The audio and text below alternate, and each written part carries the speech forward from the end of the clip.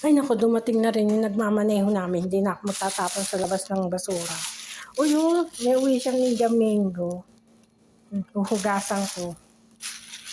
Hindi na, hindi naman to sa akin binigay, doon sa mga alaga ko, huhugasan ko lang muna. Ninja Mango. Sa India siguro, walang yung mangga sa, yung tulad sa mangga sa anin na yung manggang kalabaw na malaki. Laging ito yung dinadala niya. Pero pag ako nagmamakasyon, ang pinapasalubong ko sa alaga ko, yung manggang kalabaw na hinog na matamis, kaya gustong gusto. Kaya sinasabi niya na mas masarap daw yung mangga sa Pilipinas kaysa daw sa India. Kasi nga naman, lagi iyan eh. Kasi hindi ko alam kung merong manggang kalabaw doon o iyan lang talaga yung mangga sa India.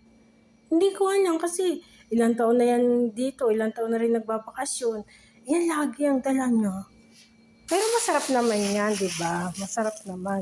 May pinya din siyang dala, pinya. Andito sa rep.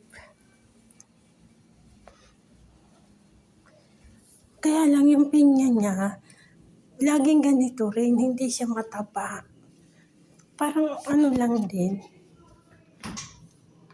Ayan,